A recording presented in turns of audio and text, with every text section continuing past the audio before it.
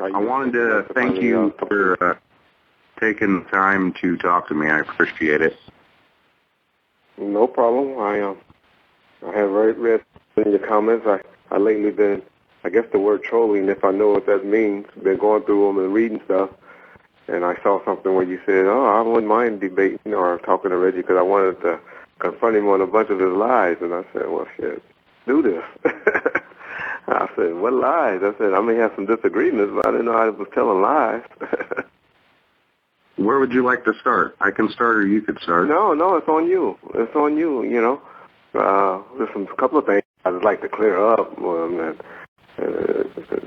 you know, and maybe you can echo it. I don't know if you're a proponent of it or not.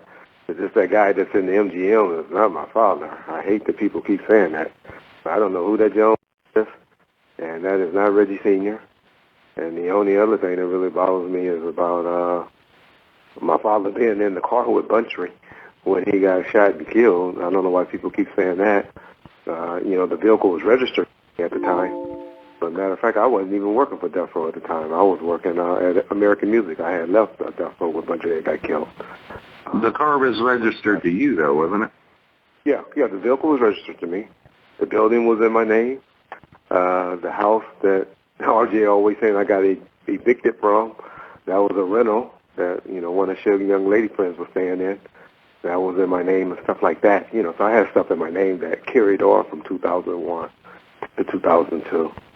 But you know, Buntry and my father wasn't riding together. They knew each other because Buntry lived next door to my grandmother. But they wouldn't, you know, they wouldn't know where a police captain being in the car with Buntry at a gas station. That don't make any sense. But, you know, this stuff like that I like to clear up. But other than that, man, I'm free. You can ask me whatever you want to ask me and talk about whatever you want to talk about.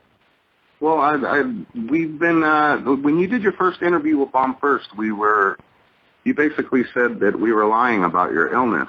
And then the next interview, you said that you were sick and you lost 100 pounds. Well, we can, okay, go ahead. I'm sorry. Go ahead. I mean, do you still hold that we're fake news? No, that wasn't what my intention was. I mean, I was sick. I was just saying, it was just like I was on my, y'all made it seem like I was on my dying bed. I was dying and that. Okay, what happened was I did get dehydrated, very dehydrated. I had been losing the weight since about March or April. And been getting treated. But what happened is my esophagus completely closed, and they didn't know if it was a mass or cancer or something like that could have been blocking it, or if it was just what it turned out to be, which, thank God, it was this little disease called achalasia. That's where your esophagus completely closed and food wasn't getting to my stomach. And so that's what happened. I got sick and got completely dehydrated and lost a lot of energy and stuff, and my blood pressure and stuff like that went down. So they had to build me back up strong to get, you know, to be able to do the surgery for the repairs of achalasia. So, you know, only thing I just was saying that I wasn't dying on my deathbed, even if it was cancer. You know, it could have been bad, but I think they have something to repair that. But it wasn't that, and I didn't know that until about the 28th or something like that, that it wasn't something blocking the esophagus to the stomach, other than the esophagus just closing up. So the only thing I was just pretty much saying is that I wasn't on my deathbed and had cancer and stuff like that. I was just refuting that. But I was in the hospital for about 15 to 16 days, and I have been dealing with the illness of not getting food to my stomach for about probably about 7 to 8 months. What would you say to the people that think that that was just a ploy to get the ankle bracelet off and communication back with your father? Well, number one, and I hadn't said this, and I always laugh at you guys, the ankle bracelet ain't off. I still have the ankle bracelet, but I just got restrictions lifted. But that wasn't a ploy, but, I mean, you know, my father wanted to come to see me because I was in the hospital. I was about to have a surgery. And so that's all that was for. There was a possibility that there was a mask blocking but it turned out that it wasn't. And we knew that prior to the surgery. I think I had the surgery on the Wednesday, the 28th, and with that Tuesday, they did a procedure to know that it was this achalasia and not a mass blocking it. Now, you've given a public account on two different shows, and they seem to have edited you in a bad light. What did we miss as an audience? What did they take out of the episodes that you were on? Well, the A&E episode, it made seem like it just ended there, but as you know, they probably interviewed me for about 2.5 hours to 3 hours. So to say that it just stopped right there, that wasn't true. The way it was edited, like I just stopped the interview and said, hey, no more. It was just like, no more about that. When you talk to me about killing Tupac or having something to do with that, the question is just no, I had nothing to do with that. And I'm not going to get into all of that about that. If leading up to it, I would answer, but when somebody just outright asks you, hey, did you have something to do with it? Did you kill Tupac? The answer is no. You keep going and talking about it, then what more is there left to say? Then no, I had nothing to do with that. That's not true. And that happened on that. Okay, in fairness then, walk us through that night. I mean, you've never given a public account about that night. I think I have. You just probably listened to it, or you probably didn't want to hear it, any of your listeners. But we can start from the beginning. We all checked in at the Luxor Hotel, and you can interrupt me whenever you want. Suge went straight to his house, which, he had a house out in Vegas at the time. I had a room at the Luxor. I wasn't staying over at the house with Suge. And most of the security there, even Pac had a room at the Luxor. He wasn't to stay at Suge's house. Pac always had a problem with Suge. Suge always was late. And back then, we had been to like 3 or 4, or it had been like 3 or 4 Tyson fights, and at that time, he was knocking people out minute, be the first round of pretty much every fight. And so Pac was like wanting to get to the fight, where he was like upset that we were always getting there late.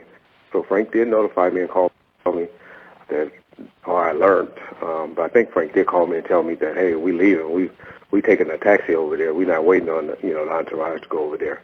Pac ready to go now. So him and Pac left and went straight to the fight. I think they took a taxi, as I recall, to the fight.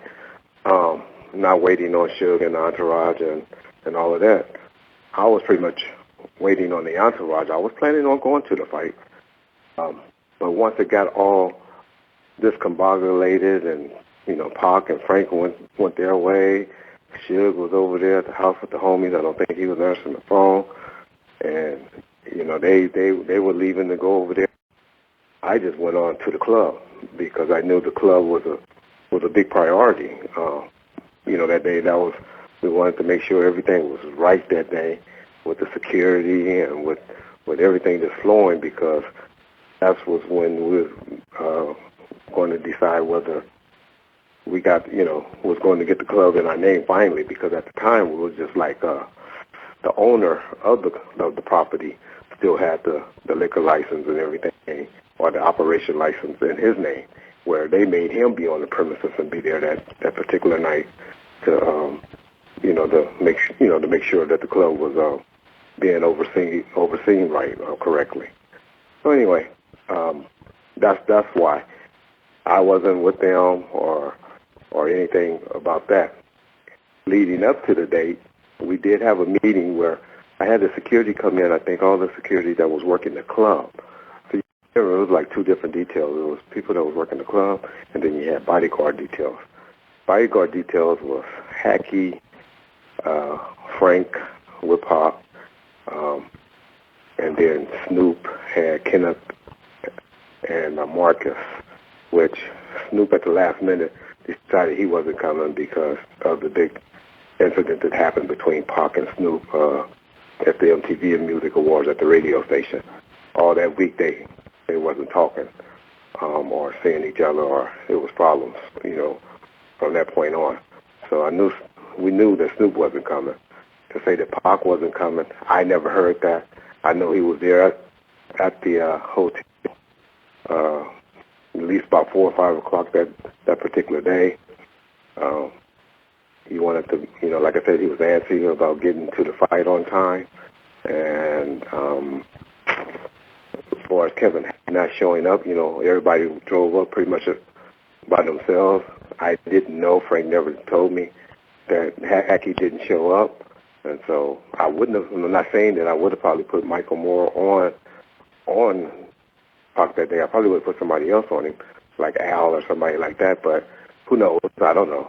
But like I said, I never knew that Kevin didn't show up until later that night or after the shooting had occurred. Well, it's been said that you pulled Michael Moore off of Tupac. Is that not accurate? I didn't pull. That's not accurate. I didn't pull Michael Moore off of him. He was always scheduled to work the club. He had to go up there the day before. They had to all go up there and get what they call it's some type of license you have to get in Vegas, dealing with alcohol and stuff like that. You have to study like an 8-hour course to be able to work inside of casinos or bars, wherever alcohol has been sold. And so all the guys that Thursday or that Friday went and sat in that class that was working the club. I didn't go. Frank didn't go. Kenneth or Kevin didn't go. None of the guys that was bodyguards went to that class because they were working with their particular artists. But Michael and about 19 other guys went to that particular class, either that or that Friday. And that's the meeting where everybody keeps saying it was at George Khalees' office, but as I remember, it was I think I took them all to lunch at Fridays. For some reason, I think it was at TGIF Fridays. Is where I told them all, hey, inside the club and stuff, we're going to be getting watched and monitored and all that. Las Vegas police going to be working the door and in the parking lot and all of that. Y'all going to be inside and, not to have any weapons on you inside of the club. And at no time did I tell people that was working bodyguard or were they even at that meeting where they told not to have their guns on them. That's just an outright lie. Why would Michael Moore and Frank Alexander come out against you and say that George Khalees has told them not to carry their weapon?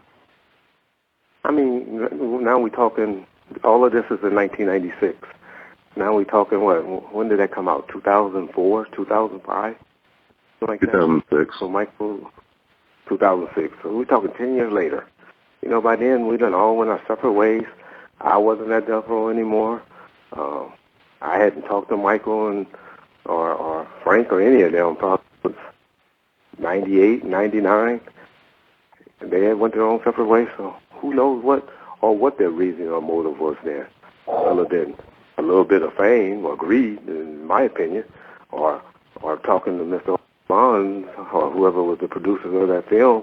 And we know since then Frank done changed his story twice on accounts since then.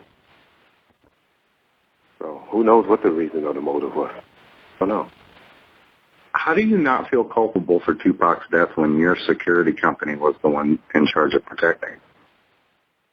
I never say I don't feel culpable. I don't believe anybody could have stopped that from a drive-by shooting. Now we say put people in armored bullet-proof cars and all that, but they wasn't gonna be riding around in new cars and the type of cars they was that was all bulletproof and all of that. I mean, to say Pac was going to be wearing a bulletproof vest. He's not going to be wearing a bulletproof. The only time he wore a bulletproof vest is when we went to nightclubs or somewhere in L.A. when he had fatigue stuff on. But the type of shirt he had on and all that, you think he was going to wear a bulletproof vest and all of that? But that is, hey, sitting in a car, anyone is vulnerable. Sitting in a car where somebody can drive up next to you and all that. We had an entourage. We had people in the entourage. I think it was about 10 people, if not more. Two of the homeboys did what they were supposed to do in the entourage. I wouldn't have wanted Michael or Kevin or Frank or any of them to do what they do to go send out to the car or something. They were mainly their security guards. You can go and work at a bank All security guards is there to be what? The best witness that you can for the police. That's what their job is supposed to be. The best witness as you can. Keep people off their way and to keep the artists out of trouble. And from getting, because that's what the problem was, the artists were there. We're getting in the fights, getting in the incidents and stuff like that. And their job, security, was there mainly to be the eyes and witness, to try to diffuse the situation or to try to talk to the law enforcement. If law enforcement came to say, hey, you know, officer, he had nothing to do with it, this is what happened, or whatever, to be as best a good as possible. That's what security is supposed to be for. You talk to anybody that owns any nightclubs right now, they don't have no guns inside those nightclubs. You talk to anybody at a bank or something like that, they don't want their security guards or people when they're getting in no shootout in a bank. And that's what a security company is about. You get any security experts to tell you something different, they're full of crap. That's that Israel stuff. Those type of guards that got in trouble over there overseas with being over and stuff like that. That's what security. Well, you just about. You just said to me that bodyguards are there to be the witness for police, the best witness they can be.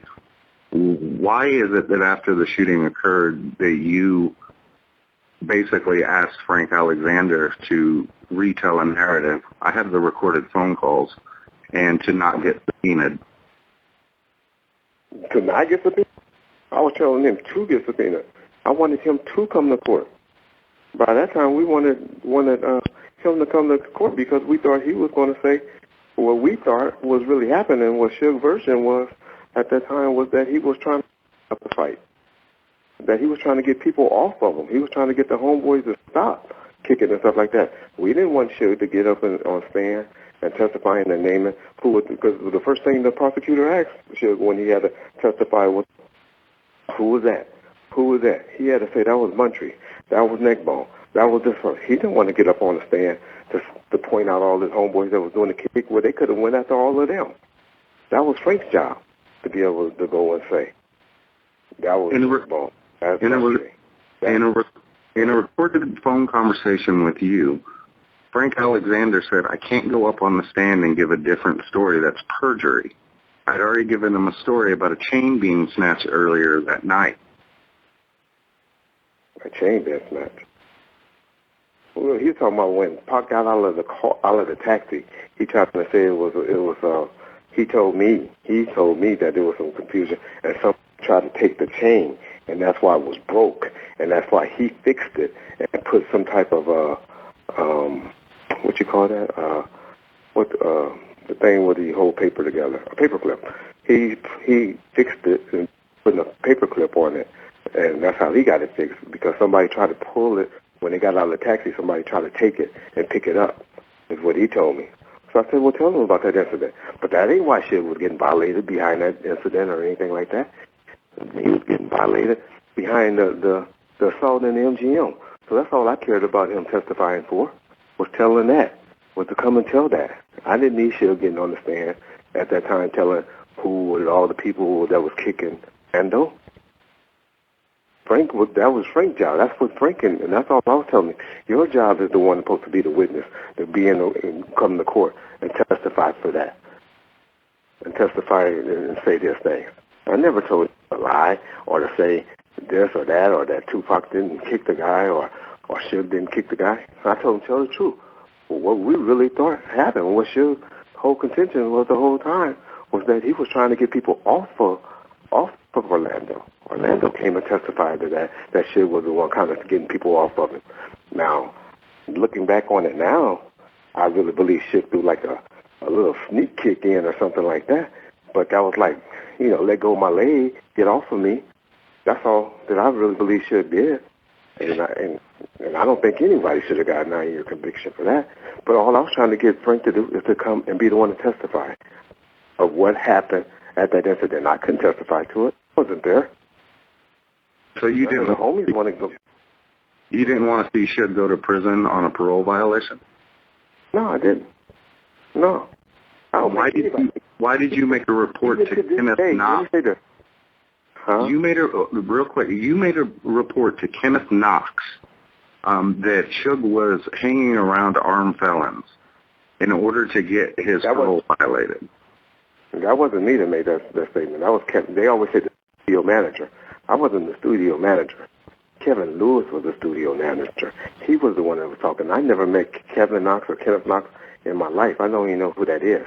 They always got me mixed up with Kevin Lewis. Kevin Lewis is the one that knew him because he got assaulted and beat up at the back of the studio. And that's when he developed that relationship. If you look into it and investigate it more, you'll see the person that was talking to him was Kevin Lewis, who was the studio manager.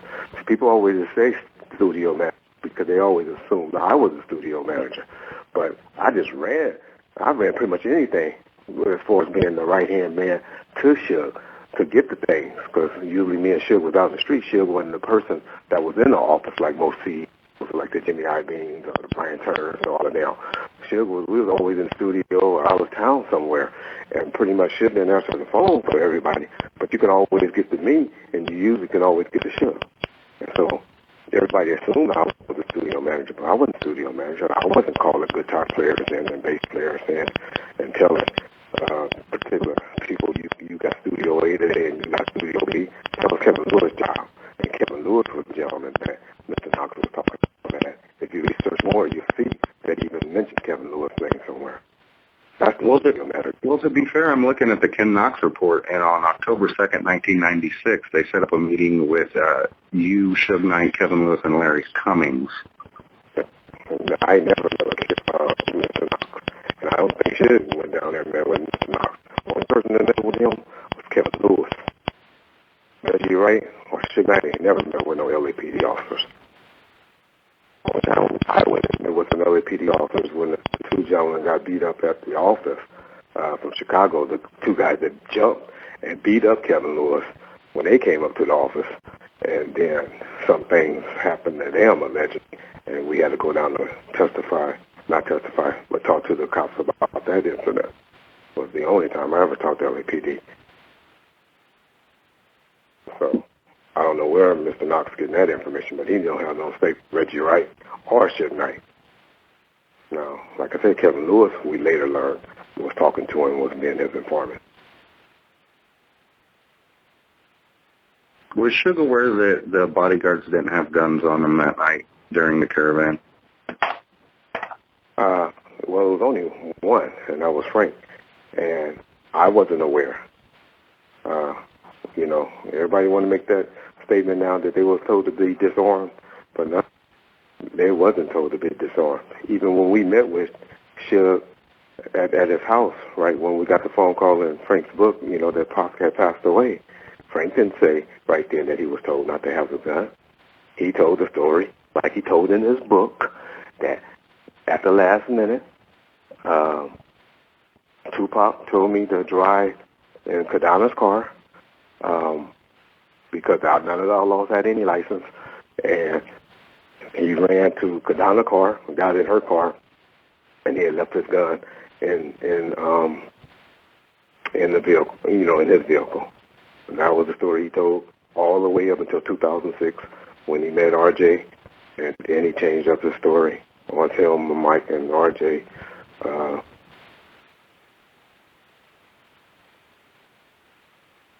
and didn't even aware. And you never see anywhere where I say bodyguards wasn't supposed to have their guns. It was people that was working the club. Two different guys, two different people. Most of the guys that was working the club were just big, buff guys. wasn't even officers. None of us were technically allowed in the state of Nevada to carry guns. Even though we did, I did. I don't think I would have got arrested. Most cops would have kind of just said, hey, I shouldn't have had these, or y'all not supposed to have these on you, stuff like that. But we did. Kevin Heckey got pulled over, dealt with once with the gun in Vegas. I think the fight before that, the cops didn't take him. So we knew professional courtesy out there, but we technically wasn't even where we can carry guns in other states, even though we did. But I ain't never, ever told any bodyguards, any guys that was working the bodyguard detail to disarm themselves. And that's the truth. Fair enough.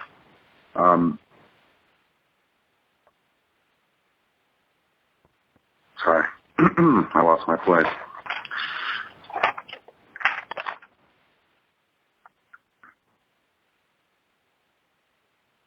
There's the basis of the allegations against you was that there were LAPD officers working for Death Row Records. How many LAPD officers were working for Death Row Records? Throughout my time of having the company, which was right from 1995, well, I guess until presently, but let's just say during the Death Row time of 1999 or something like that, I think there was two. One was a Rich McCulley, and the second was a guy by the name of David Love.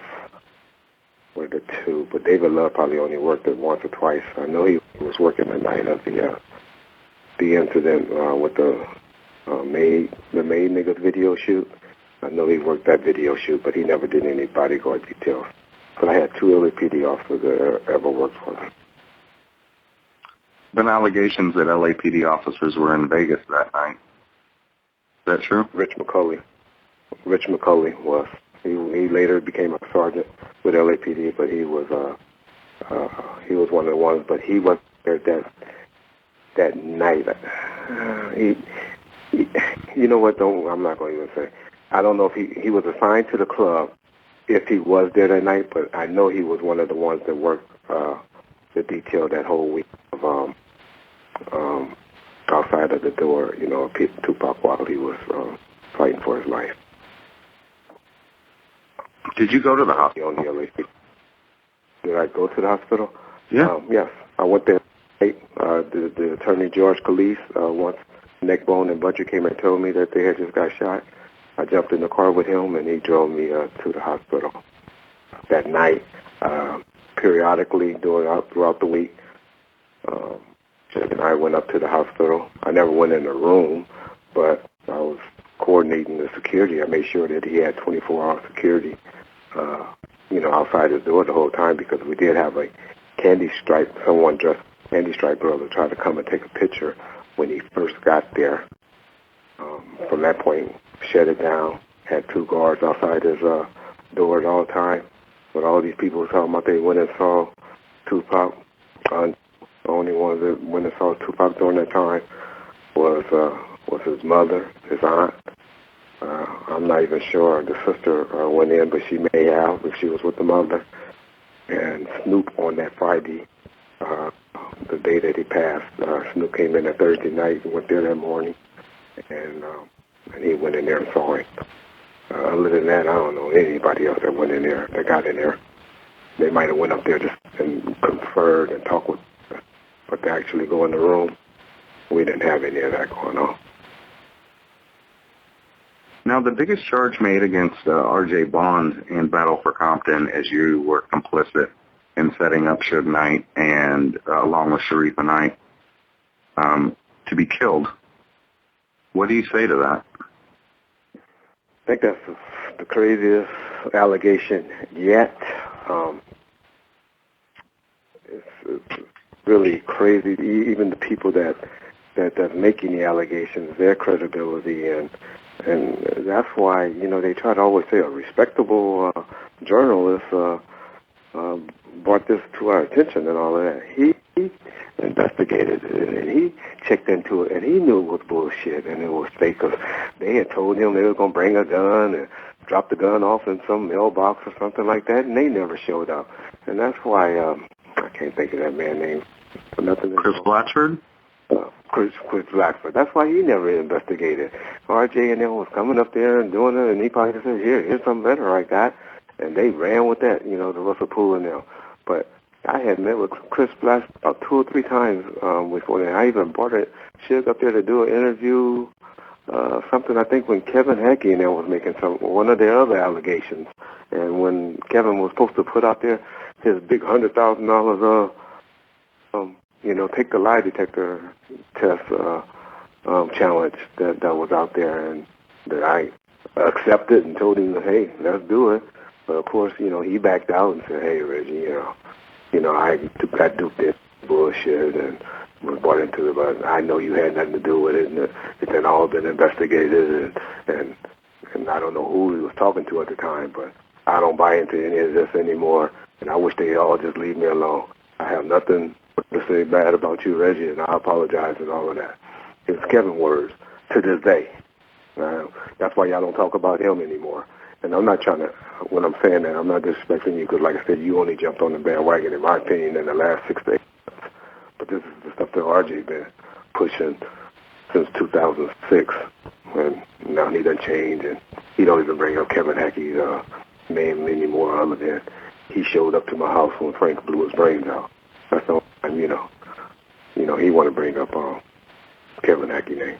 Me and him were the only two there, which RJ and Frank wasn't even partners there. They had filled out. Everybody forget about all these different arguments and lawsuits that went back and forth with each other, suing each other and stuff like that. But, I don't bring up all that. Well, I knew Frank. I talked to him a couple days before he died, and me and RJ were working on a website. They didn't seem to be fell out then. I know that RJ sued. You don't know if them having any beef before that. You ain't never heard of them having any beef and they having lawsuits and stuff like that, and them not talking and they have a different of opinions. You saying you ain't never heard that? That they had a difference of opinion? Yeah, I've heard that they had different. And they wasn't talking and stuff. They wasn't talking when? Sorry? I didn't hear you, sir. You said they weren't talking? Okay. Hello? I'm sorry, Jay. Yeah, I can hear you. Okay, I'm asking you a question. Okay, what's that? I said you never heard. Okay, I'll repeat it. So I get a little excited when I think people have been deceitful to me when I'm trying not to be. But all I asked was, you never heard of RJ and Frank having a beef prior to him blowing his brains out? I did not hear that from Frank or RJ, no. Okay. And they didn't have lawsuits or anything where they were going back and forth with each other? You never heard? The lawsuit, to my knowledge, was after Frank passed for RJ to get the rights. Well, that is a lawsuit, but they had another one where they were threatening to sue each other behind, I believe, the Battle Compton or something like that, where they had stopped talking. No, it's to my knowledge, and I talked to Frank 3 days before he committed suicide, and they were on good terms. We were on three-way calls building a website called Pox Legacy. Okay. All right. So if you didn't, But that's not a big. If people have different of opinions. I was just trying to say that they had different of opinions even prior to that, but they didn't, and it's obvious they were, I guess, had made up or whatever.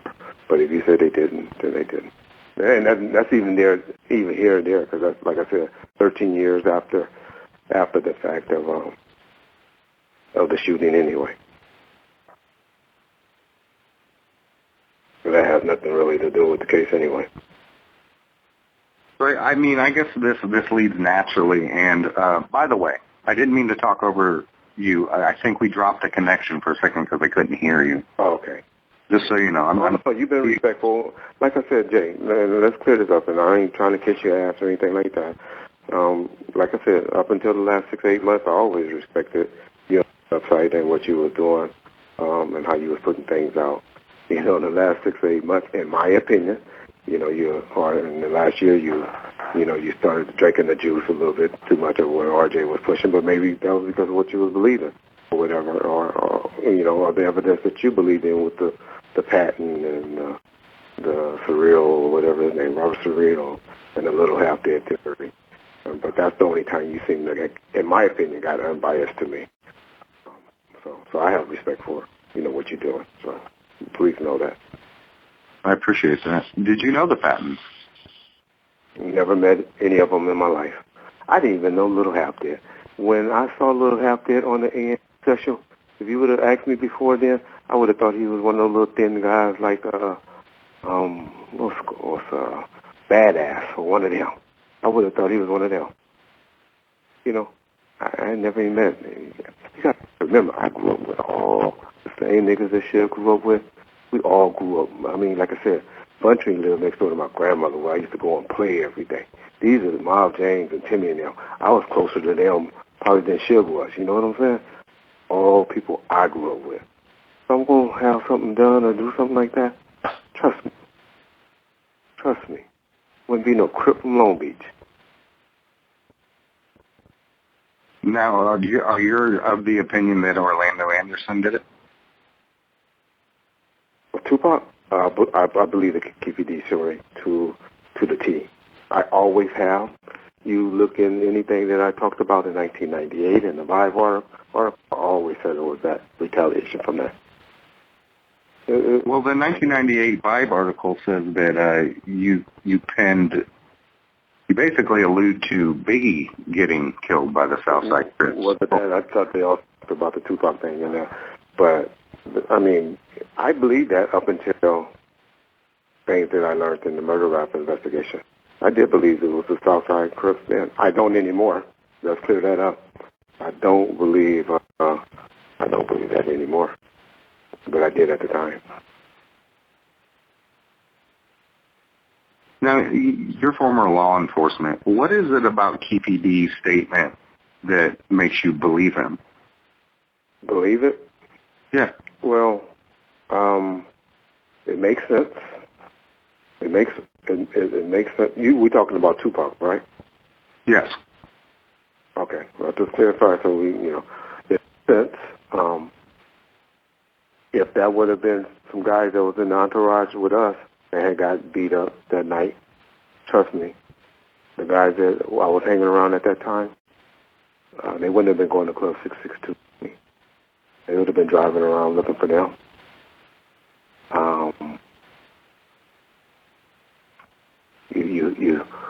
You hear about it all the time, even you heard about it. So there's things that people don't even know. There's shops that I know, the car shop in Compton, where the Cadillac with the bullet holes where they got fixed and repaired.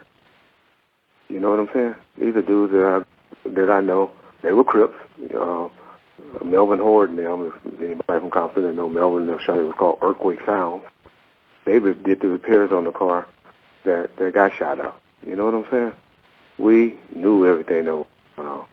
We had heard all this stuff. We knew. Why do you think it was 13 shootings? Y'all like to call it, or y'all don't like to call it a war.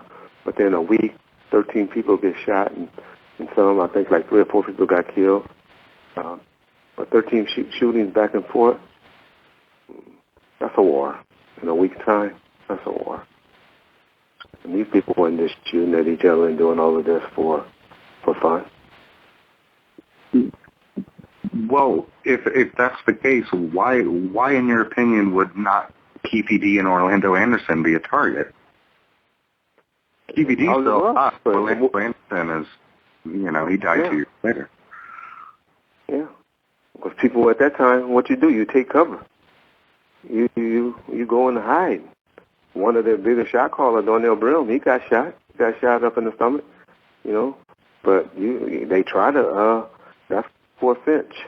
Everybody knows that's why Finch was accidentally killed. Well, they thought guess who lives next door to Finch?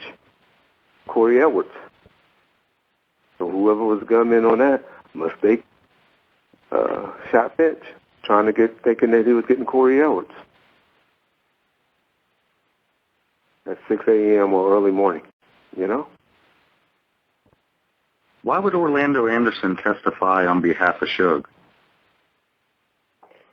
Well, that was made between attorneys and stuff like that, and because he knew he was going to get paid some money. He wasn't getting paid for testifying. He was getting paid for agreement was made between attorneys. Hey, if your guy come and testify to this, we'll be selling the case, from the assault, because he had filed or was threatening to file a lawsuit for the assault in the MGM. That was why. Now, I did a video where just like with the guys in the and I'm not trying to throw anybody under the bus, but that's how David Kenneth operated. Why did the guys that the Puffy, you'll know the names at the party when he was trying to make them drink the piss, the urine and stuff like that. That's what Puffy Mom lived and all of that. Who all got named in that? Everybody but Suge, right?